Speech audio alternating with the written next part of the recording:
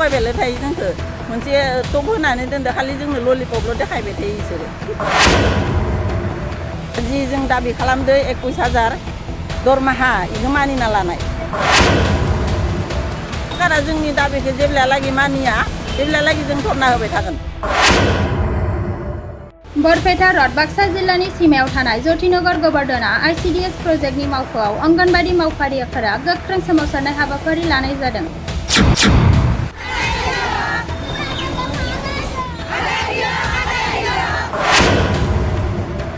गोख्रों सोमावसारनायजों ओनसोलावनो दुंहाव थासारि सोमजिहोदों।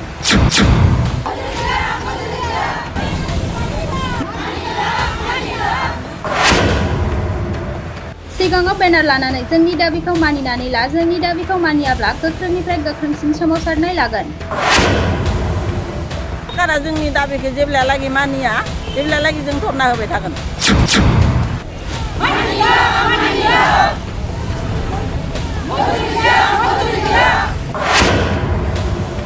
बायदि बायदि स्ल'गानजों 3 घन्टा सोमावसारनाय हाबाफारि लादों।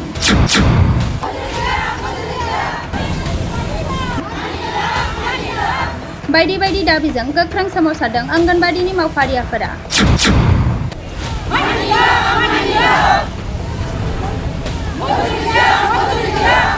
बरपेटा रडनिफ्राय अनजय बसुमतारीनि खौरां।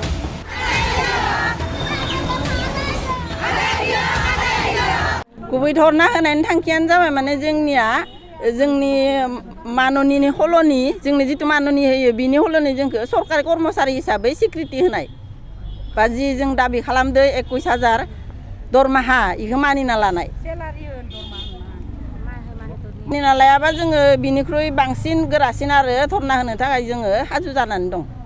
बबेयाव माने जों डिस्ट्रिक्ट लेभेलाव बा प्रजेक्ट लेभेलाव आरो सेन्ट्रेल लेभेलावबो जोंनिया धरना जागासिनो दं।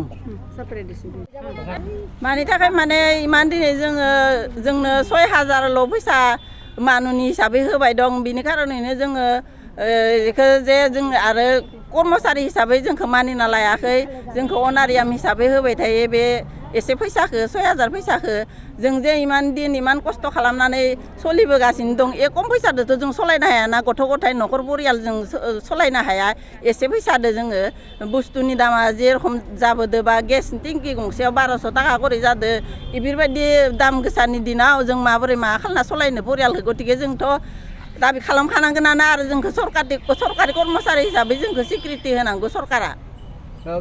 खै घन्टा माने सरकारा जोंनि दाबिखौ जेब्लालागि मानिया जेब्लालागि जों धरना होबाय थागोन। माब्लानिफ्राय लादोंमोन नोंसोरो? जोङो मैयानिफ्राय लादो। मैया 3 तारिखनिफ्राय। मैया मा हाबाफारि लानाय जादोंमोन? मैया हाबाफारि जों इदिनो धर्मा खालामदों जों आरो पसन टेकार बन्द खालामदो सेन्टार अपेन होनायखौ बन्द खालामदो सेन्टारनि जिखुनु खामानि जोङो बा टिका होनायनिफ्राय पाल्स पलिअनिफ्राय जोंनि जितु पसन टेकार गथ'फोरखौ स्कुलाव फोरोंना जायो बेफोरखौ जों गासै खामानिखौनो थारमाने बन्द खालामदो। मानि थाखायथ' गनायना लानो हायाखै बिसोरो? मानि थाखाय माने सरकारा जोंखौ बारे बारे थगायबाय थायो होगोन दे जागोन दे बिदि होननानै बुङो बारे बारे आल'सनायाव थांबाथाय खिन्थु बे आल'सनाखौथ' कुनु दिन बिसोर जाफुंहोआ थगायबायल' थायो जोंखौ मोनसे टप होनानै दोनदो खालि जोंनो ललिपपल' देखायबाय थायो बिसोरो। सरकारनिसिम मा खावलायो? सरकारनिसिम खावलायनाय माने जोङो जोंनि गासैबो अंगनबादि माबाफोरखौ कर्मचारिफोरखौ जोंखौ सरकारि हिसाबै निजुक्ति होनांगौ सरकारि खालामनांगौ गासैखौबो। आरो बबे सेन्टारनिफ्राय फैदों नोंसोरो? जोङो सेन्टार माने जोङो दिनै गोबर्धना प्रजेक्टनिफ्राय जोङो 1 नाम्बार सार्कलनिफ्राय 5 नाम्बार सार्कलालाय गासैबो दङ बेयाव कर्मी हेल्पार। অংগনবাড়ী অল অসম অংগনবাড়ী কৰ্মী সহায়িকা সন্থাৰ ধৰ্ণা কাৰ্যসূচী আৰম্ভ হৈছে কাৰণ আমাৰ 19 জুলাইটো মাতিছিল কিন্তু আমাৰ সেই সাফল্যমণ্ডিত নহ'ল আলোচনা আৰু 2 অক্টোবৰতো মাতিছে তাত উপস্থিত নাথাকিল কিবা কিনি ভেকো ভাওনা কৰি তেওঁলোকে আমাক ঠগামি কৰিছে সেইকাৰণে আমি এই আন্দোলনৰ কাৰ্যসূচীৰে তেখেতসকলৰ যাতে কাণত আমি এই কামখিনি সোমাব পাৰোঁ আমাৰ অংগনবাড়ী কৰ্মী সহায়িকাৰ যিটো কষ্ট আৰু যি কাম দিছে আমাক জাপি পোষণ টেকাৰ আয়ুষ্মান কাৰ্ড বিয়ালো আদিৰ কৰি বহুত কাম দিছে তাৰ কাৰণে আমাৰ এই সৰু সৰু পইচাৰে বা সৰু সৰু কামেৰে আমাৰ কামটো নচলে সেইকাৰণে তেখেতসকলে যাতে আমাৰ এই দৰমহা বঢ়োৱাৰ ক্ষেত্ৰত বা হেৰিৰ ক্ষেত্ৰত যেতিয়ালৈ আমাৰ মাননি বৃদ্ধি কৰিব নোৱাৰে আমাৰ অংগনবাড়ী কৰ্মীক 12,000 আৰু সহায়িকাক 10,000 টকা দিয়াৰ কাৰণে ধাৰ্য কৰিব দিছোঁ কিন্তু এতিয়ালৈ কথাটো মানে গুৰুত্ব দিয়া নাই চৰকাৰে আপোনালোকৰ মূল দাবী আমাৰ মূল দাবীটো আমাৰ মজুৰি বৃদ্ধি কৰাটো হয় যদি মজুৰি বৃদ্ধি চৰকাৰে আমাৰ জংকী আন্দোলন গঢ়ি তোলাৰ কাৰণে আমি এতিয়া আমাৰ প্ৰকল্প পৰ্যায়ৰ হৈ আছে 9 তাৰিখৰ পৰা আমাৰ ডিষ্ট্ৰিক্ট লেভেলৰ হ'ব তাৰপিছত ৰাজ্যিক লেভেলৰ হ'ব আমাৰ এই কাৰ্যসূচী যেতিয়ালৈকে মানি লয় তেতিয়ালৈ আমি এই কাৰ্যসূচী আমি তীব্ৰতৰ আন্দোলন গঢ়ি তুলিম আমি গোটেই অংগনবাদী কৰ্মী সহায়িকাই আমি জাগ্ৰত হৈ এই কামটো যাতে আমাৰ আন্দোলনটো সাফল্যমণ্ডিত হয় তাৰ কাৰণে আমি অশেষ চেষ্টা কৰিম এতিয়া 3 অক্টোবৰৰ পৰা আৰম্ভ হৈছে আমাৰ প্ৰকল্প পৰ্যায়ৰ হৈছে সেইটো 7 অক্টোবৰলৈ থাকিব আৰু 9 অক্টোবৰৰ পৰা আমাৰ ডিষ্ট্ৰিক্ট লেভেলৰ হ'ব তাৰপিছত ৰাজ্যিকত যোৱা চেণ্ট্ৰেল লেভেলতে দিল্লীত হৈ আছে আমাৰ গোটেইখিনি যোৱা